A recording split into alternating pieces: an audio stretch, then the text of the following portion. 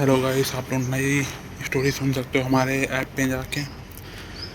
और इसका लिंक आपको मेरे चैनल डिस्क्रिप्शन में मिल जाएगा। सागा सीरीज नाम भी है, आप लोग नाम सर्च कर सकते हो। उसमें दो स्टोरी मिलेंगी। मैरिड टू ड्रैगन प्रिंसेस होगी एक स्टोरी, और एक नई स्टोरी आज शाम तक आ जाएगी। और बाकी जो पुरानी सीरीज़ हैं, जो कि 4 सीरीज़ यहाँ पर चलती है, इनके भी स्टार्टिंग एपिसोड्स स्टार्ट कर दिए जाएंगे मंडे से। और उसके तर्जमाई के पड़े हुए हैं 23 एपिसोड्स। बाकी और इसका पार्ट्स डालूँगा, और ये इसी वीक के अंदर सारा कुछ फिनिश हो जाएगा। आप लोग ज़रूर डाउनलोड करें सागा सीरीज़। बाकी सीरीज़ भी मंडे से अवेलेबल हो जाएंगी। या और फिर धीरज से कहा, तो तुम्हारा मतलब है कि तुम बहुत अमीर हो? धीरज ने तिरस्कार से होंठ सिकोड़ लिए। बिल्कुल, मैं देशमुख फैमिली का कोर डिसाइपल हूँ। तुम्हारे जैसे लोग पूरी जिंदगी मुझे सिर्फ दूर से देख सकते हैं। उसके चेहरे पर घमंड और भी बढ़ गया। वह सच में ऐसा ही सोचता था। भले ही उसने सुना था कि आरव ने बॉबी से 10,000 इमॉर्टल क्रिस्टल्स हासिल किए हैं, लेकिन उसके लिए ये रकम कुछ भी नहीं थी। देशमुख फैमिली के सामने ये समुद्र में एक बूंद के बराबर भी नहीं थी। आरव की मुस्कान और चौड़ी हो गई। अगर राकेश इस समय उसके पास खड़ा होता तो तुरंत समझ जाता कि सामने वाला आदमी बड़ी मुसीबत में पड़ने वाला है। आरव ने कहा, अगर तुम इतने अमीर हो तो क्यों न हम एक शर्त लगा लें?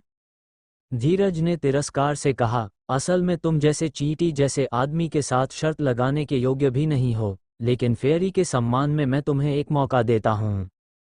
उसकी योजना साफ थी। अगर उसे जीनत का दिल जीतना है तो पहले इस निकम्मे को सबके सामने कुचलना होगा, ताकि फेयरी देख सके कि असली सहारा कौन है। उसने अहंकार से कहा, बताओ, किस बात पर शर्त लगानी है?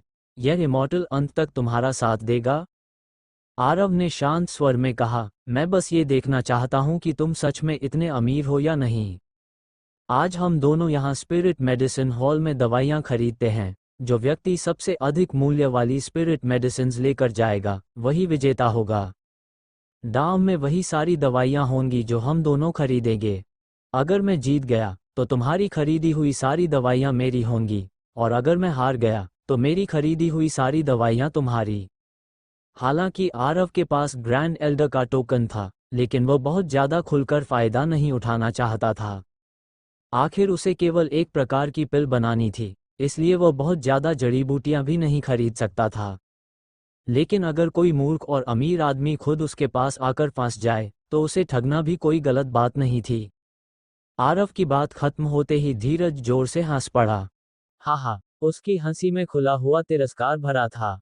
लड़के, तुमने जो कुछ फूल पत्तियां खरीदी हैं, वे इस इमॉर्टल के सामने कुछ भी नहीं हैं। लेकिन फेयरी के सम्मान में मैं तुम्हें एक मौका देता हूं ताकि सब लोग देख सके कि तुम्हारे जैसे निकम्मे आदमी के पास खरीदने के लिए आखिर है क्या। धीरज मन ही मन आरव को पूरी तरह तुच्छ समझता था। आरव अभी अभी इमॉर्टल रेल्म में पहुंचा हुआ कल्टिवेटर था और पूरे सेक्ट में एक ऐसे व्यक्ति के रूप में प्रसिद्ध था जिसे 10,000 साल से निकम्मा कहा जाता था। पूरे सेक्ट में उसकी हैसियत सबसे नीचे थी। उसके पास कितने इमॉर्टल क्रिस्टल्स हो सकते थे?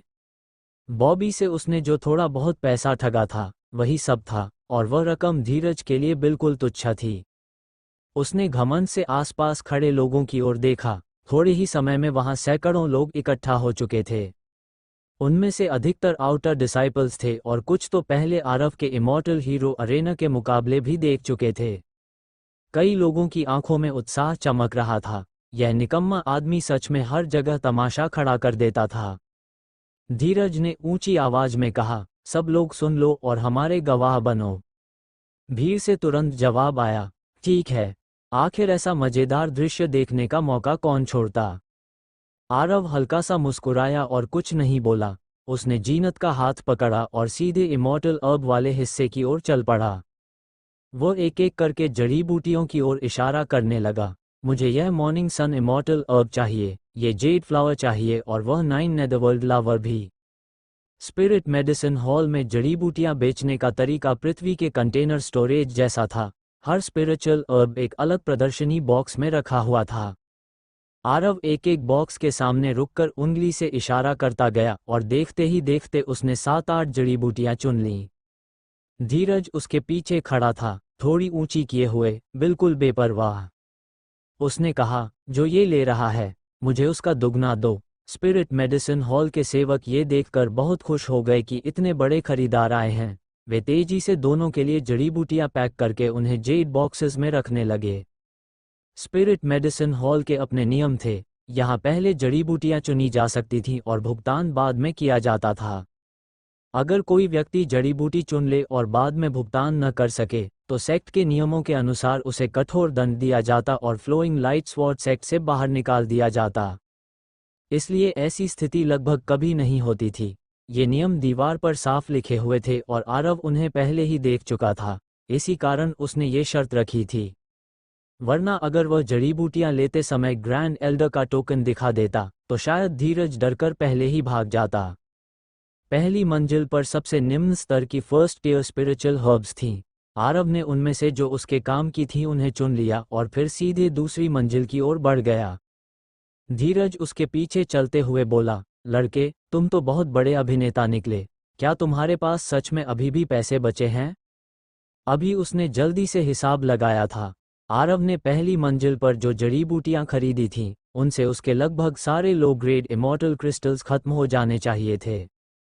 आरव हल्के से मुस्कुराया, उसकी चिंता तुम्हें करने की जरूरत नहीं है। जब वे दूसरी मंजिल पर पहुंचे तो वहां की स्पिरिचुअल एनर्जी पहली मंजिल से कहीं अधिक घनी थी। यहाँ की एलिक्सियर्स भी दूसरी कैटेगरी की थीं और जड़ी बूटियां भी एक स्तर ऊपर थीं। जैसे पहली मंजिल पर किया था वैसे ही आरव यहाँ भी कीमत देखे बिना जो जड़ी बूटी पसंद आती उसे चुन लेता। कुछ ही पलों में उसने दर्जन भर से अधिक जड़ी बूटियां चुन ली और फिर तीसरी मंजिल की ओर बढ़ गया। धीरज का चेहरा थोड़ा गंभीर हो गया। अब तक वह कम से कम 1,00,000 लो ग्रेड इमॉर्टल क्रिस्टल्स खर्च कर चुका था। यद्यपि वह अभी भी यह रकम दे सकता था, फिर भी यह छोटी राशि नहीं थी। वह बोला, लड़के, क्या तुम्हें स्पिरिट मेडिसिन हॉल के नियम पता भी हैं? अगर बाद में तुम पैसे नहीं दे पाए तो तुम्हें सेक्ट से निकाल दिया जाएगा। उसके विचार में आरव यहाँ के नियम नहीं जानता और बस अंधाधुंध चीजें खरीद रहा है। आरव ने दीवार की ओर इशारा किया जहां नियम साफ लिखे थे और बोला, क्या तुम्हें दिखाई नहीं दे रहा? सब कुछ यहाँ लिखा हुआ है। फिर उसने मुस्कुराते हुए कहा, अगर तुम्हारे पास पैसे कम पड़ रहे हों तो अभी हार मान सकते हो। धीरज तुरंत बोला, मैं हार मानूं? कभी नहीं। मुझे बस चिंता है कि बाद में तुम संभाल नहीं पाओगे। अब जब बात यहाँ तक पहुँच गई थी तो धीरज पीछे नहीं हट सकता था, खासकर जीनत के सामने। तीसरी मंजिल पर पहुंचने के बाद भी आरव ने कीमतों की ओर देखा तक नहीं। वह बस अपनी पसंद की जड़ी बूटियां चुनता गया। क्योंकि पैसा उसका अपना नहीं था, इसलिए उसे बिल्कुल भी दर्द नहीं हो रहा था। रेजुविनेशन पिल के लिए आवश्यक सामग्री के अलावा उसने अपने और जीनत के लिए एम्प्टीनेस पिल बनाने की सामग्री भी चुन ली। ये पिल वॉइड इमॉर्टल रेल्म के कल्टिवेटर्स के लिए उपयुक्त थी और इससे उनकी साधना तेजी से बढ़ सकती थी, यहाँ तक कि वॉइड इमॉर्टल रेल्म के शिखर तक पहुँचने की संभावना भी थी। उसके पास एक मूर्ख व्यक्ति भी था जो हर चीज़ की नकल कर रहा था। इस तरह आरव के लिए दवाइयों का एक और पूरा सेट तैयार हो रहा था। हालांकि धीरज पीछे नहीं हट रहा था, लेकिन उसका पहले जैसा आत्मविश्वास अब कम हो गया था, क्योंकि तीसरी कैटेगरी की जड़ी बूटियां पहले से कहीं अधिक महंगी थीं। अब वो आरव की तरह दुगनी मात्रा नहीं ले रहा था, वो बस वही लेता जो आरव चुनता था। फिर भी तीसरी मंजिल पर ही 2,00,000 लो ग्रेड इमॉर्टल क्रिस्टल्स खर्च हो गए। जब उसने देखा कि आरव चौथी मंजिल की ओर बढ़ रहा है तो उसका चेहरा और भी उदास हो गया। वो बोला, लड़के, अगर तुम इसी तरह खरीदते रहे और बाद में पैसे नहीं दे पाए तो बहुत बड़ी मुसीबत में पड़ जाओगे। आरव ने मुस्कुराकर कहा, अगर मैं भुगतान कर सकता हूं तो डर किस बात का? फिर उसने उल्टा पूछा, क्या तुम्हारे पैसे खत्म हो गए? अगर ऐसा है तो अभी हार मान लो, सेक्ट से निकाला जाना अच्छा नहीं होगा। धीरज बाहर से बहुत आत्मविश्वासी दिख रहा था, लेकिन वह अपनी असली स्थिति जानता था। अगर यह सिलसिला ऐसे ही चलता रहा तो उसके पास भुगतान के लिए पर्याप्त पैसा नहीं बचेगा। अब उसे थोड़ा समझ आने लगा था कि यह निकम्मा व्यक्ति शायद जानबूझकर ऐसा कर रहा है ताकि दोनों ही सेक्ट से निकाल दिए जाएं। लेकिन अब सैकड़ों लोग ये दृश्य देख रहे थे और जीनत भी वहीं थी। अपनी प्रतिष्ठा बचाने के लिए उसे आगे बढ़ना ही था। हालांकि वह पूरी तरह मूर्ख नहीं था। उसने चुपके से कम्युनिकेशन जेड निकालकर अपने मित्रों को संदेश भेज दिया कि वे जल्दी से पैसे लेकर आएं। चौथी मंजिल पर जड़ी बूटियां पहले की तुलना में कहीं अधिक महंगी थीं। अगले स्तर पर जाने का मतलब सिर्फ कीमत दोगुनी होना नहीं था। कुछ दुर्लभ जड़ी बूटियां तीसरी कैटेगरी की जड़ी बूटियों से 10 गुना तक महंगी थीं। लेकिन आरव का तरीका वही था, वह कीमत देखे बिना ही अपनी उंगली से जड़ी बूटियां चुनता जा रहा था। इसे देखकर आसपास के लोग भी हैरान हो गए। क्या यह आदमी पागल हो गया है? ये जड़ी बूटियां खरीद रहा है, सब्जी नहीं। सही कहा, कीमत देखे बिना खरीद रहा है। क्या इसे पता भी है कि इतने सारे हर्ब्स का करेगा क्या? मुझे तो लगता है ये बस सब कुछ दांव पर लगाकर सीनियर ब्रदर को भी अपने साथ सेक्ट से निकलवाना चाहता है। धीरज अब पूरी तरह थक चुका था। पहली 3 मंजिलों में ही उसके 3 से 4 lakh low grade immortal crystals खर्च हो चुके थे और उसका स्टोरेज रिंग लगभग खाली हो गया था। अगर यह जारी रहा तो उसके दोस्तों द्वारा भेजा गया पैसा भी शायद पर्याप्त नहीं होगा। उसका उद्देश्य केवल दिखावा करना था, सेक्ट से बाहर निकलना नहीं। जब उसने देखा कि आरव चौथी मंजिल पर लगभग चयन पूरा कर चुका है और 5वीं मंजिल पर जाने वाला है, तो आखिरकार वह आगे बढ़कर उसके रास्ते में खड़ा हो गया। उसने गंभीर स्वर में पूछा, लड़के, तुम्हारे पास सच में पैसे हैं या नहीं? आरव मुस्कुराया, बिल्कुल हैं, वरना मैं इतनी जड़ी बूटियों का भुगतान कैसे करता? धीरज का चेहरा काला पड़ गया। अगर सच में पैसे हैं तो उन्हें निकालकर सबको दिखाओ। आरव ने सिर हिलाया और शांत स्वर में कहा, क्या मजाक है? मेरे पास कितना पैसा है यह मेरा मामला है, मैं तुम्हें क्यों दिखाऊं? धीरज तुरंत बोला, मुझे लगता है तुम यहाँ बस नाटक कर रहे हो। अब उसे अपनी शंका और भी पक्की लगने लगी। उसने पास खड़े सेवक की ओर मुड़कर कहा, इस आदमी के पास बिल्कुल भी पैसा नहीं है, ये सिर्फ स्पिरिट मेडिसिन हॉल में परेशानी खड़ी करने आया है। मेरा सुझाव है कि इसे तुरंत बाहर निकाल दिया जाए और एनफोर्समेंट हॉल को रिपोर्ट करके सेक्ट से निकाल दिया जाए। आरव ने शांत स्वर में जवाब दिया, ये स्पिरिट मेडिसिन हॉल है और इसके नियम दीवार पर साफ लिखे हुए हैं। अगर अंत में मैं पैसे नहीं दे पाया तो मैं खुद सेक्ट से निकाले जाने को तैयार हूं, लेकिन अभी तो मैं ये देखना चाहता हूं कि क्या मेरा पैसा नियमों के खिलाफ है। धीरज गुस्से में बोला, बकवास, तुम्हारे पास पैसा है ही नहीं, तुम बस मुझे भी अपने साथ फंसाकर सेक्ट से निकलवाना चाहते हो। आरव ने उसकी ओर देखकर व्यंग्य से मुस्कुराया, लगता है तुम्हारे पास ही पैसे खत्म हो गए हैं, क्यों ना तुम अभी हार मान लो। धीरज ने ठंडे स्वर में कहा, मैं तुमसे शर्त पर खेल रहा हूं, इस तरह की चालबाजी पर नहीं। फिर उसने सेवक की ओर देखते हुए कहा, यह आदमी अभी अभी निचले संसार से असेंडेड होकर आया है, इसके पास इमॉर्टल एसेंस तक नहीं है, इसके पास इतने इमॉर्टल क्रिस्टल्स कैसे हो सकते हैं? मेरा सुझाव है कि स्पिरिट मेडिसिन हॉल अभी इसके पैसे जांच ले। सेवक थोड़ी देर के लिए असमंजस में पड़ गया। एक और नियम साफ थे, पहले दवा चुनो, भुगतान बाद में करो, और सामने वाला व्यक्ति अभी तक नियम नहीं तोड़ रहा था। दूसरी ओर धीरज की बात भी सही लग रही थी। सामने खड़ा युवक बिल्कुल ऐसा नहीं लग रहा था कि उसके पास इतना पैसा हो। अब तक आरव जिन जड़ी बूटियों को चुन चुका था, उनकी कीमत कम से कम 5 या 6 lakh low grade immortal crystals थी। इसी उलझन के बीच पीछे से एक काली दाढ़ी वाला वृद्ध बाहर आया। वह स्पिरिट मेडिसिन हॉल का मुख्य प्रबंधक था। उसने गंभीर आवाज में पूछा, यहाँ क्या हो रहा है? इतना शोर क्यों मचा रखा है? सेवक तुरंत उसके पास गया और पूरी घटना शुरू से अंत तक बता दी। उसने किसी का पक्ष नहीं लिया और सब कुछ साफ साफ बता दिया। उसके बोलते ही धीरज आगे बढ़ा और सम्मान से झुककर बोला, बबलू, यह आदमी स्पिरिट मेडिसिन हॉल में परेशानी पैदा कर रहा है। इसके पास इतने पैसे हो ही नहीं सकते कि इतनी सारी जड़ी बूटियां खरीद सके। ऐसे व्यक्ति को सिर्फ फ्लोइंग लाइट स्वॉर्ड सेक्ट से निकालना ही काफ़ी नहीं है। मेरा सुझाव है कि इसे अभी भुगतान करने के लिए कहा जाए। उसे पूरा विश्वास था कि आरव के पास पैसे नहीं हैं। जैसे ही भुगतान की बात आएगी, उसकी असलियत सामने आ जाएगी और वह शर्त जीत जाएगा। जीनत ने ठंडे स्वर में कहा, ऐसा क्यों? स्पिरिट मेडिसिन हॉल के नियम पहले से तय हैं। हमारे साथ अलग व्यवहार करने का कोई कारण नहीं है। अब दोनों पक्ष अपनी अपनी बात पर अड़े हुए थे और सबकी नज़र मुख्य प्रबंधक पर टिक गई। स्पिरिट मेडिसिन हॉल का प्रबंधक अनुभवी व्यक्ति था और ऐसी स्थिति में बिल्कुल भी घबराया नहीं। उसने शांत स्वर में कहा, ये युवा सही कह रहा है। स्पिरिट मेडिसिन हॉल का नियम है, पहले दवा चुनो, भुगतान बाद में करो, किसी के साथ अलग व्यवहार करने का कोई कारण नहीं है। फिर उसने धीरज की ओर देखा और कहा, लेकिन चूंकि इस युवा ने ये प्रश्न उठाया है, तो हमें कम से कम उसे एक स्पष्टीकरण तो देना ही चाहिए। ये कहते हुए उसकी नज़र आरव पर टिक गई। ऐसा करते हैं, युवा महोदय, क्या आप अपना पैसा मुझे दिखा सकते हैं ताकि मैं देख सकूं? इस तरह स्पिरिट मेडिसिन हॉल के नियम भी नहीं टूटेंगे और इस युवा की शंका भी दूर हो जाएगी। आपको कैसा लगता है? आरव ने सिर हिलाया। उसे समझ आ गया कि यही सबसे उचित समाधान है। उसका इतना खुलकर खर्च करना स्वाभाविक रूप से लोगों को संदेहास्पद लग रहा था और सामने वाले ने पहले ही उसे काफी सम्मान दे दिया था। उसने कहा, ठीक है। ये कहकर उसने अपनी कलाई घुमाई और स्टोरेज रिंग प्रबंधक की ओर फेंक दी। चारों ओर खड़े सभी लोगों की नज़र उसी स्टोरेज रिंग पर टिक गई। कुछ लोग उपहास कर रहे थे, कुछ मजाक उड़ा रहे थे और कुछ उत्सुकता से तमाशा देख रहे थे। कुल मिलाकर किसी को भी विश्वास नहीं था कि आरव सच में इतना पैसा दिखा पाएगा। धीरज भी यही सोच रहा था।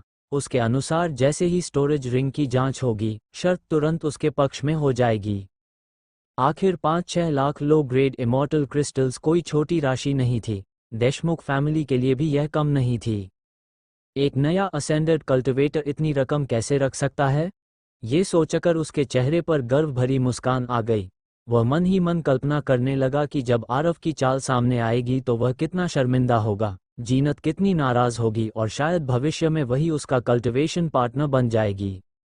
उधर मुख्य प्रबंधक ने स्टोरेज रिंग हाथ में लिया और हल्का सा सिर हिलाया। उसे भी विश्वास नहीं था कि उसमें इतना पैसा होगा। उसने डिवाइन सेंस से रिंग की जांच की। अंदर देखकर वह चौंक गया। स्टोरेज रिंग पूरी तरह खाली थी, उसमें एक भी लो ग्रेड इमॉर्टल क्रिस्टल नहीं था। वो अभी एनफोर्समेंट हॉल को बुलाने ही वाला था कि उसकी नज़र एक पुराने टोकन पर पड़ी। वो कोई साधारण टोकन नहीं था, वह ग्रैंड एल्डर का टोकन था। ये मुख्य प्रबंधक इतना चौंक गया कि उसके हाथ कांप गए और स्टोरेज रिंग लगभग गिर ही गई। ग्रैंड एल्डर पूरे सेक्ट में अत्यंत ऊंचे पद पर थे। उनका टोकन सर्वोच्च अधिकार का प्रतीक था। लेकिन किसी ने कल्पना भी नहीं की थी कि ऐसा टोकन किसी साधारण डिसाइपल के हाथ में होगा। इसके पीछे क्या कारण था, ये जानना उसका काम नहीं था। लेकिन इतना निश्चित था कि इस टोकन के सामने वह मना करने का अधिकार नहीं रखता।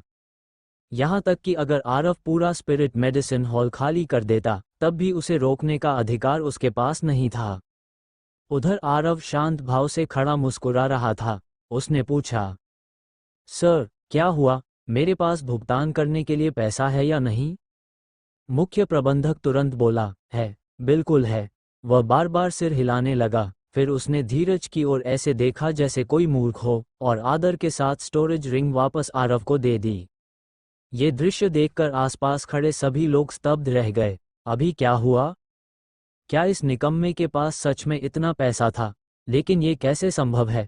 उन्होंने अभी जड़ी बूटियों की कीमत देखी थी। इतनी रकम तो वे खुद भी नहीं दे सकते थे। एक नया असेंडेड कल्टिवेटर इतने इमॉर्टल क्रिस्टल्स कैसे रख सकता है? धीरज की मुस्कान अचानक जम गई। वह वहीं खड़ा रह गया, बिल्कुल स्तब्ध। ये परिणाम किसी ने भी नहीं सोचा था। लेकिन सामने स्पिरिट मेडिसिन हॉल का मुख्य प्रबंधक खड़ा था। वह झूठ नहीं बोल सकता था। धीरज के चेहरे का सारा घमंड गायब हो गया। उसकी जगह अब भ्रम और निराशा ने ले ली थी। आरव ने उसकी ओर देखकर हंसते हुए कहा, अब तुम्हारे पास कहने के लिए कुछ नहीं है ना? चलो फिर 5वीं मंजिल पर चलते हैं। धीरज की आवाज भारी हो गई। अब तक वह जितना पैसा खर्च कर चुका था वह उसकी सीमा से बहुत अधिक था। उसे अपने दोस्तों से मदद लेनी पड़ रही थी। अगर अब वह 5वीं मंजिल तक गया तो शायद तुरंत दिवालिया हो जाएगा और फ्लोइंग लाइट स्वॉर्ड सेक्ट से निकाल दिया जाएगा। इस समय उसके दिल में पछतावा भर गया। हालांकि वह देशमुख फैमिली का कोर डिसाइपल था, लेकिन इमॉर्टल क्रिस्टल्स भी सीमित ही मिलते थे। वह उन्हें ऐसे बर्बाद नहीं कर सकता था। सबसे बड़ी बात यह थी कि शर्त के अनुसार खरीदी गई सारी जड़ी बूटियां विजेता को देनी पड़ती। एक बार में 5-6 लाख खर्च करने के बाद वह समझ नहीं पा रहा था कि घर लौटकर परिवार को क्या जवाब देगा। फिलहाल स्थिति अभी कंट्रोल में थी। अगर वह आगे बढ़ता तो उसका अंत निश्चित था। गहरी नाराजगी और अपमान के साथ उसने अंत में 3 शब्द कहे।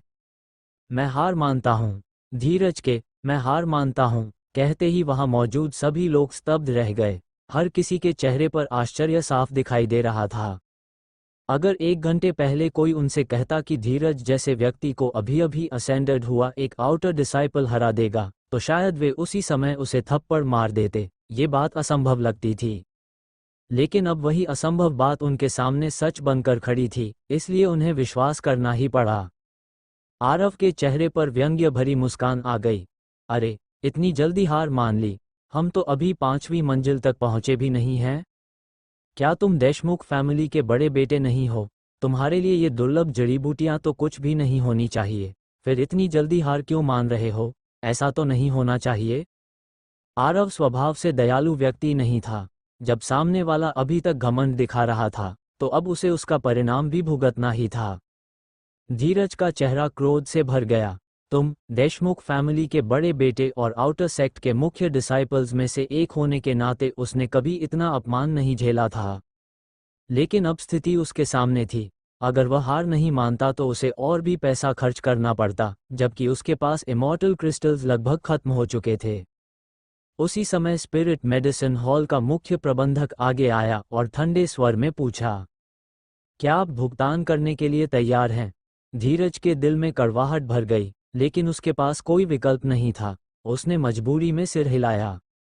हाँ, अगर केवल जड़ी बूटियां खरीदने के लिए इतना पैसा खर्च करना होता तो कोई बड़ी बात नहीं थी।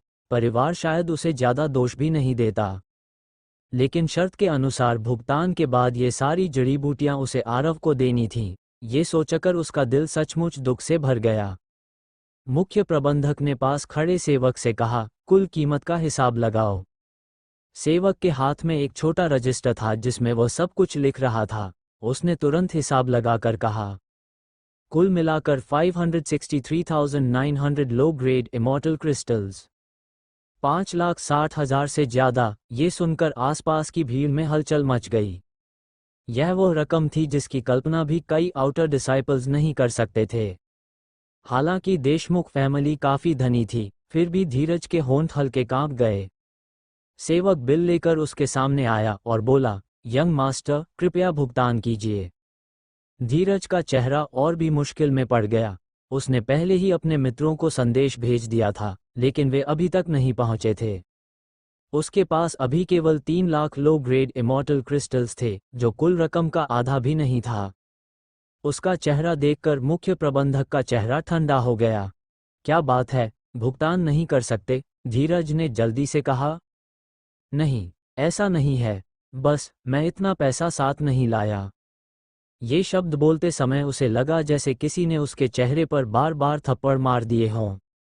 देशमुख फैमिली का बड़ा बेटा होकर उसने कभी इतना अपमान महसूस नहीं किया था। मुख्य प्रबंधक ने ठंडे स्वर में कहा, इसका मतलब यही हुआ कि आपके पास भुगतान करने के लिए पैसा नहीं है। ग्रैंड एल्डर का टोकन देखने के बाद वह पहले ही समझ चुका था कि किसका पक्ष लेना चाहिए। उसने हाथ हिलाकर आदेश दिया, इसे एनफोर्समेंट हॉल में भेज दो। स्पिरिट मेडिसिन हॉल के नियमों के अनुसार इसे तुरंत सेक्ट से निकाल दिया जाएगा। ये सुनते ही आसपास की भीड़ में हलचल मच गई। अरे, ये तो देशमुख फैमिली का बड़ा बेटा है, इसके पास पैसा ही नहीं है। अगर पैसे नहीं थे तो मुकाबला क्यों किया? अब देखो क्या हालत हो गई। यह आदमी पागल है क्या? पहले ही कह देता कि पैसे नहीं हैं, अब तो बड़ी मुसीबत में पड़ गया। लोगों का स्वभाव ही ऐसा होता है। कुछ समय पहले तक कई लोग धीरज का समर्थन कर रहे थे, लेकिन अब वे उसी का मजाक उड़ा रहे थे। धीरज पूरी तरह घबरा गया। मैनेजर, ऐसा नहीं है, मेरा दोस्त अभी पैसा लेकर आने वाला है। अगर इतनी बेवकूफ़ी भरी वजह से उसे फ्लोइंग लाइट स्वॉर्ड सेक्ट से निकाल दिया जाता, तो देशमुख फैमिली भी उसे बर्दाश्त नहीं करती और तुरंत उससे दूरी बना लेती। उसी समय दूर से 3 लोग दिखाई दिए। वे उसके करीबी मित्र थे। जैसा कि कहा जाता है, जैसे लोग वैसे मित्र। देशमुख फैमिली के बड़े बेटे के मित्र भी सभी अमीर घरानों के युवक थे। तीनों वहां पहुंचे और अपनी जेब से सारे इमॉर्टल क्रिस्टल्स निकालकर उसे दे दिए। बड़ी मुश्किल से वे लगभग 560,000 लो ग्रेड इमॉर्टल क्रिस्टल्स इकट्ठा कर पाए। इस तरह धीरज किसी तरह इस संकट से बच गया, लेकिन अब उसके पास यहाँ रुकने का कोई चेहरा नहीं था। उसने आरव की ओर नफरत से देखा और तुरंत अपने मित्रों के साथ स्पिरिट मेडिसिन हॉल से बाहर निकल गया। उधर सेवक ने धीरज द्वारा खरीदी गई सारी जड़ी बूटियां और औषधियां इकट्ठी करके सम्मान के साथ आरव को सौंप दी। आरव ने बिना झिझक सब कुछ अपने स्टोरेज रिंग में रख लिया। हालांकि ये सभी 5वीं कैटेगरी से नीचे की जड़ी बूटियां थीं, लेकिन उनकी संख्या बहुत अधिक थी। और सबसे जरूरी बात ये थी कि वे सब मुफ्त में मिली थीं। मुख्य प्रबंधक मुस्कुरा रहा था। भले ही सामने वाला युवक इमॉर्टल एसेंस के बिना एक साधारण डिसाइपल था, लेकिन उसके पीछे ग्रैंड एल्डर खड़े थे, इसलिए उसे बिल्कुल भी हल्के में नहीं लिया जा सकता था। उसने सम्मान से पूछा, यंग मास्टर आरव, क्या आपको और जड़ी बूटियां चाहिए? आरव ने कहा, हाँ, और भी चाहिए। उसे पता था कि यह सम्मान वास्तव में पलक के कारण मिल रहा है, इसलिए उसने कोई संकोच नहीं किया और सीधे 5वीं मंजिल की ओर बढ़ गया। हालांकि वह ऊपर चला गया था, लेकिन नीचे खड़े लोग अभी भी स्तब्ध थे। कई लोग अभी भी इस घटना को समझ नहीं पा रहे थे। सीनियर ब्रदर सच में इस निचले संसार से आए निकम्मे से हार गया, और वह भी इमॉर्टल क्रिस्टल्स की प्रतियोगिता में। इस निकम्मे के पास इतना पैसा आया कहां से? यह आदमी देशमुख फैमिली के बड़े बेटे से भी ज्यादा अमीर कैसे हो सकता है? क्या हम सपना देख रहे हैं? आरव ने इन सब पर ध्यान नहीं दिया। वह ऊपर जाकर अपनी जरूरत की जड़ी बूटियां चुनने लगा। मुख्य प्रबंधक खुद अपने सेवकों के साथ वहीं खड़ा रहा और पूरी श्रद्धा से उसकी सेवा करता रहा। आरव जो भी मांगता, उसे तुरंत दिया जाता। 5वीं मंजिल पर पहुंचकर आरव ने देखा कि जड़ी बूटियों की संख्या काफी कम थी। 6ठी मंजिल पर तो और भी कम, और 7वीं मंजिल पर तो कुल मिलाकर केवल कुछ दर्जन ही जड़ी बूटियां थीं। एलिक्सिर वाले हिस्से में तो लगभग कुछ भी नहीं था। इससे साफ था कि फ्लोइंग लाइट स्वॉर्ड सेक्ट के पास भी 7वीं कैटेगरी की जड़ी बूटियां बहुत कम थीं। और शायद उनके पास ऐसे अल्केमिस्ट्स भी नहीं थे जो 7वीं कैटेगरी की पिल्स बना सकें। आरव ने अपनी जरूरत की अक्सर जड़ी बूटियां चुन लीं, लेकिन एक समस्या रह गई। रेजुवनेशन पिल बनाने के लिए सबसे जरूरी जड़ी बूटी रेजुवनेशन ग्रास अभी भी नहीं मिली थी। उसने भौहें सिकोड़कर मुख्य प्रबंधक से पूछा, क्या यहाँ और कोई जड़ी बूटी नहीं है? मुख्य प्रबंधक ने सिर हिलाया।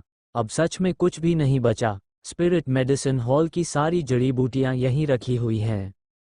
आरव ने फिर पूछा, इतना बड़ा स्पिरिट मेडिसिन हॉल है और एक भी रिजुवनेशन ग्रास नहीं है? मुख्य प्रबंधक ने समझाते हुए कहा, रिजुवनेशन ग्रास की कैटेगरी भले ही केवल 4थी हो, लेकिन ये बेहद दुर्लभ है। हमारे पास सच में एक भी नहीं है। आरव ने पूछा, क्या इसे पाने का कोई और तरीका है? मुख्य प्रबंधक ने कहा, हम केवल लोगों को बाहर खोजने के लिए भेज सकते हैं, लेकिन ये जड़ी बूटी इतनी दुर्लभ है कि यह कहना मुश्किल है कि कब मिलेगी। आरव ने हल्की सांस ली। बिना सामग्री के कोई भी औषधि नहीं बनाई जा सकती। लेकिन इस बार भी उसकी यात्रा बेकार नहीं गई थी। कम से कम पर्पल पिल बनाने की सारी सामग्री उसे मिल गई थी। उसने सोचा कि पहले वापस जाकर यह पिल बनाएगा और जीनत के साथ मिलकर अपनी साधना बढ़ाएगा। इस वर्ल्ड में आखिरकार शक्ति ही सबसे जरूरी है। मुख्य प्रबंधक खुद उन्हें विदा करने के लिए साथ आया। आरव और जीनत स्पिरिट मेडिसिन हॉल से बाहर निकल गए। थोड़ी दूर चलने के बाद आरव ने पीछे मुड़कर देखा। उसके होठों पर हल्की व्यंग्य भरी मुस्कान उभर आई। धीरज स्पिरिट मेडिसिन हॉल से बाहर निकलने के बाद ज्यादा दूर नहीं गया। वह प्रवेश द्वार के पास एक सुनसान कोने में रुक गया। उसने अभी उसकी मदद करने आए लोगों की ओर देखते हुए कहा, आप सबका धन्यवाद। थोड़ी देर में मैं ये सारे इमॉर्टल क्रिस्टल्स आपको लौटा दूंगा। उसने उनसे कुछ औपचारिक बातें की, फिर उन्हें विदा कर दिया। जब वे सब चले गए, तो वह फिर से स्पिरिट मेडिसिन हॉल की ओर देखने लगा। उसके चेहरे पर एक भयावह और कुटिल भाव उभर आया था, और उसकी आंखों में नफरत और बदले की भावना भरी हुई थी। देशमुख फैमिली का प्रतिष्ठित युवा स्वामी, वॉइड इमॉर्टल रेल्म का शिखर स्तर का कल्टिवेटर, वास्तव में एक साधारण तीसरे दर्जे के डिसाइपल से हार गया था। वह इस अपमान को किसी भी तरह स्वीकार नहीं कर पा रहा था। वह हमेशा दूसरों की सम्मान भरी नजरों का आदी था, लेकिन आज जब वह बाहर निकला तो उसे चारों ओर से तिरस्कार भरी नजरें महसूस हो रही थीं। विशेष रूप से जीनत का व्यवहार उसके लिए असहनीय था। उसने एक शब्द भी नहीं कहा था, लेकिन उसकी आंखों में झलकता हुआ तिरस्कार धीरज के दिल पर गहरा प्रहार कर गया था। असल में वो आज यहाँ अपनी ताकत दिखाकर किसी सुंदर स्त्री का दिल जीतना चाहता था, लेकिन परिणाम उल्टा हो गया। उसने खुद ही अपने पैर पर कुल्हाड़ी मार ली थी। न केवल उसने सब कुछ खो दिया, बल्कि खुद को एक बेहद शर्मनाक स्थिति में पहुंचा दिया। धीरज का इस मामले को यूं ही छोड़ देने का कोई इरादा नहीं था। वह चुपचाप यहीं छिपकर बैठ गया और मौके का इंतजार करने लगा ताकि बदला ले सके। सबसे पहले वह अपना खोया हुआ सब कुछ वापस लेना चाहता था, वरना वह अपने परिवार को कोई स्पष्टीकरण नहीं दे पाएगा। दूसरे, वह ये जानना चाहता था कि आखिर आरव के पास इतना पैसा कहाँ से आया और वह उससे कैसे हार गया। लेकिन ये काम पूरी तरह गुप्त रखना जरूरी था, इसलिए उसने अकेले ही कार्रवाई करने का फैसला किया। उसने अपने करीबी दोस्तों तक को इसमें शामिल नहीं किया। जहाँ तक आरव और जीनत की ताकत का सवाल था, उसने उन्हें बिल्कुल भी गंभीरता से नहीं लिया। आरव उसके नज़र में बस एक बेकार आदमी था जिसने कभी इमॉर्टल एसेंस तक नहीं देखा था। उसकी नज़र में वह एक चींटी से ज़्यादा कुछ नहीं था। और जीनत भले ही अत्यंत प्रतिभाशाली थी, लेकिन वह अभी इमॉर्टल रेल्म में आई थी। उसकी ताकत उस जैसे व्यक्ति से तुलना नहीं कर सकती थी जिसने 200 वर्षों से साधना की थी। उसे ज़्यादा इंतजार नहीं करना पड़ा। जल्द ही उसने आरव और जीनत को हाथों में हाथ डाले स्पिरिट मेडिसिन हॉल से बाहर आते देखा। लेकिन उसने तुरंत हमला नहीं किया। वह चुपचाप उनके पीछे पीछे चलने लगा, ये सोचकर कि किसी शांत जगह पर पहुंचकर उन्हें बिना किसी को पता चले खत्म कर देगा। जब आरव और जीनत 9th पीक के नीचे पहुंचे तो वे सीधे वापस नहीं गए। वे एक शांत पेड़ों के झुरमुट के सामने रुक गए। आरव अचानक रुक गया, पीछे मुड़ा और हल्की मुस्कान के साथ बोला, अब भी क्या इंतजार कर रहे हो? क्या तुम्हें लगता है कि यहाँ हमला करना सही नहीं होगा? बाहर आ जाओ। जीनत की साधना और मानसिक शक्ति आरव से काफ़ी कम थी, यहाँ तक कि धीरज से भी थोड़ी कम थी, इसलिए उसे किसी के पीछा करने का आभास ही नहीं हुआ था। ये सुनकर वो थोड़ा चौंक गई और पीछे मुड़कर देखा। तभी एक व्यक्ति बड़े पेड़ के पीछे से बाहर आया। वो पूरी तरह काले कपड़ों में ढका हुआ था, केवल उसकी आंखें दिखाई दे रही थीं। आरव उसे देखकर हंस पड़ा और बोला, सीनियर ब्रदर, हम अभी थोड़ी देर पहले ही अलग हुए थे। तुमने खुद को इतनी अजीब हालत में कैसे बदल लिया? धीरज को थोड़ा झटका लगा कि उसे तुरंत पहचान लिया गया, लेकिन उसने इसकी परवाह नहीं की। जब तक कोई सबूत नहीं है, वह सब कुछ नकार सकता था। उसने भारी आवाज में कहा, लड़के, अपना स्टोरेज रिंग मुझे दे दो, तो मैं तुम्हारी जान छोड़ दूंगा। आरव हंसते हुए बोला, सीनियर ब्रदर, ये ठीक नहीं है। शर्त तो शर्त होती है, हारने के बाद चीजें वापस नहीं ली जाती। क्या तुम्हें सेक्ट से निकाले जाने का डर नहीं है? धीरज चिढ़कर बोला, बहुत ज्यादा बकवास मत करो। वो समय बर्बाद नहीं करना चाहता था। अगर सेक्ट के लोग आ गए तो मामला बिगड़ सकता था। इतना कहकर वह हमला करने ही वाला था कि आरव ने अचानक हाथ उठाकर उसे रोका। रुको। फिर उसने पीछे की ओर देखते हुए कहा, तुम्हारे पीछे कोई है? धीरज ने उपहास से कहा, लड़के, मुझे बेवकूफ़ बनाने की कोशिश मत करो, ये चाल काम नहीं करेगी। उसके अनुसार आरव बस उसे धोखा देने की कोशिश कर रहा था ताकि भाग सके। लेकिन जैसे ही वो फिर से हमला करने वाला था, अचानक उसके सिर पर जोरदार वार हुआ। उसे चक्कर आया और वह तुरंत जमीन पर गिर पड़ा। ये हमला देवेश ने किया था।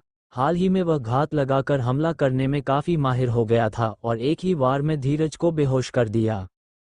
आरव ने होंठ सिकोड़ते हुए कहा, इतनी सी ताकत लेकर मुझे लूटने चले आए?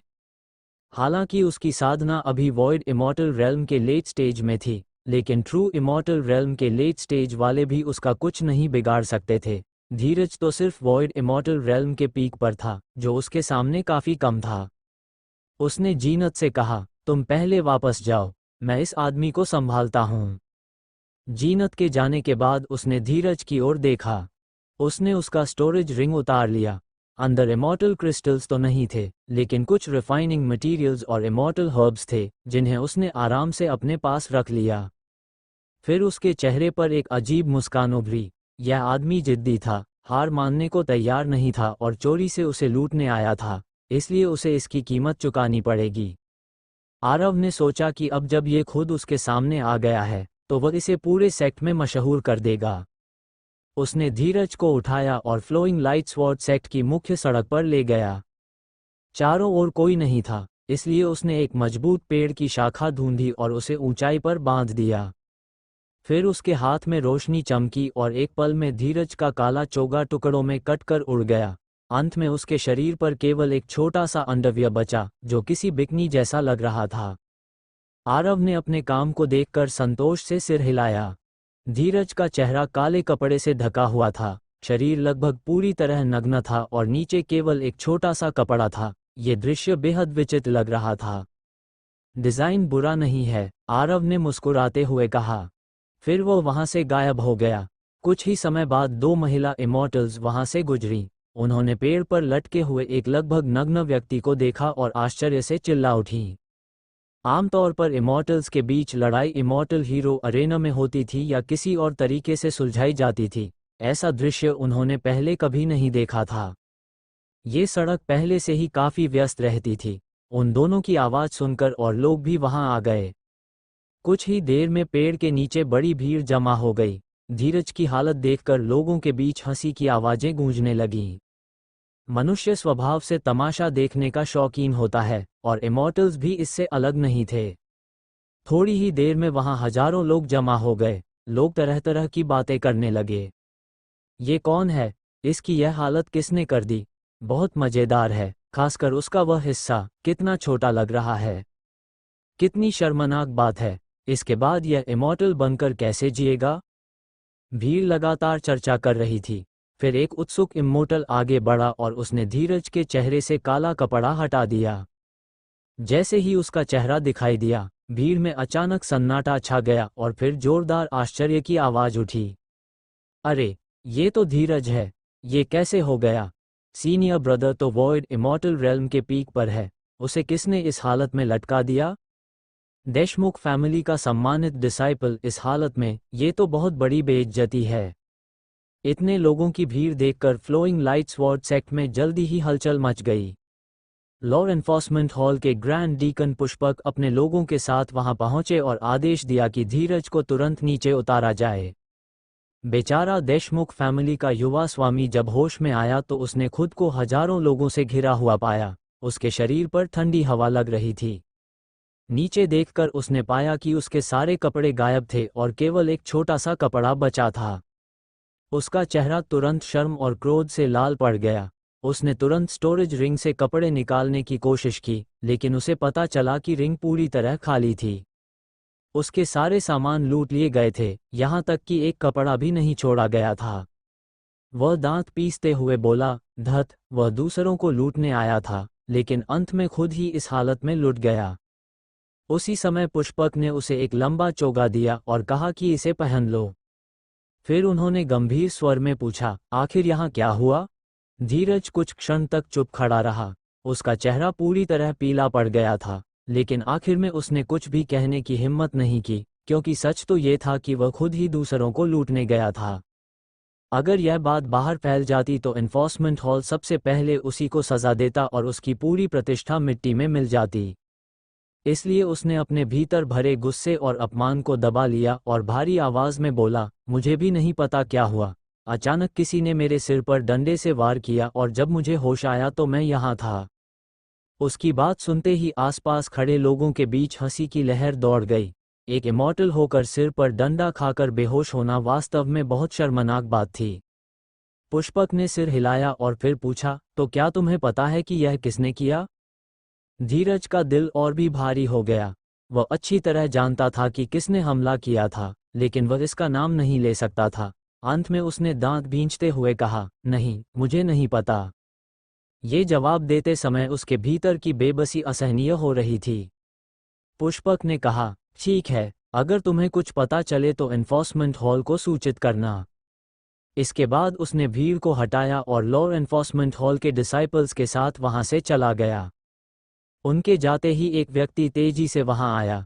कुछ ही क्षणों में एक मध्यवय का व्यक्ति धीरज के सामने खड़ा था। वह थर्ड पीक का आउटर सेक्ट मैनेजर आसाराम था। थर्ड पीक का इतना बड़ा अपमान हुआ था, इसलिए ये सुनते ही वह तुरंत वहां आ पहुंचा।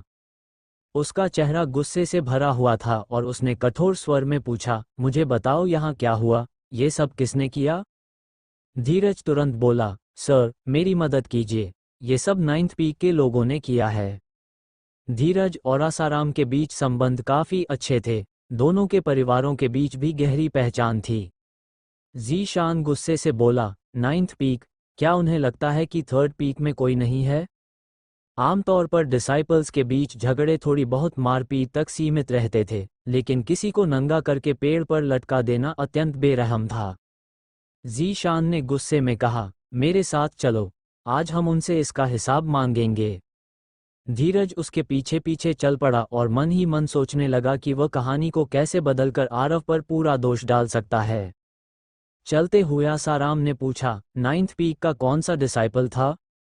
धीरज ने कहा, वह वही निकम्मा आदमी आरव था, पता नहीं उसने किसके साथ मिलकर मुझे पीछे से हमला करके बेहोश कर दिया। जैसे ही उसने आरव का नाम लिया, आसाराम अचानक रुक गया। उसने तुरंत पूछा, तुमने किसका नाम लिया? धीरज ने कहा, आरव, नाइन्थ पीक का वही मशहूर निकम्मा। ये सुनते ही आसाराम का चेहरा बदल गया। उसने गहरी सांस ली और बोला, तुम्हें और कोई नहीं मिला था जिसे छेड़ते, तुम्हें उसी से पंगा लेना था? अब उसकी पहले वाली आक्रामकता पूरी तरह गायब हो गई थी। उसका चेहरा अब भी पीला था, लेकिन उसका रौब खत्म हो चुका था। धीरज ये देखकर चौंक गया। वह आसाराम के स्वभाव को अच्छी तरह जानता था। वह बहुत गुस्सैल व्यक्ति था और अपने लोगों का हमेशा साथ देता था।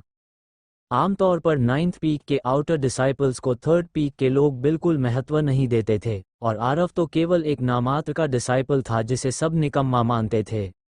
लेकिन अब स्थिति बिल्कुल अलग लग रही थी। ज़ीशान ने फिर पूछा, तुम दोनों के बीच वास्तव में क्या हुआ, सच सच बताओ। इस बार धीरज ने कुछ भी नहीं छिपाया और पूरी घटना शुरू से अंत तक बता दी। अंत में उसने कहा, बबलू, उस लड़के ने आज मेरी पूरी बेइज्जती कर दी और मैं 5 लाख से ज़्यादा लो ग्रेड इमॉर्टल क्रिस्टल्स भी हार गया। आपको मेरे लिए न्याय करना होगा।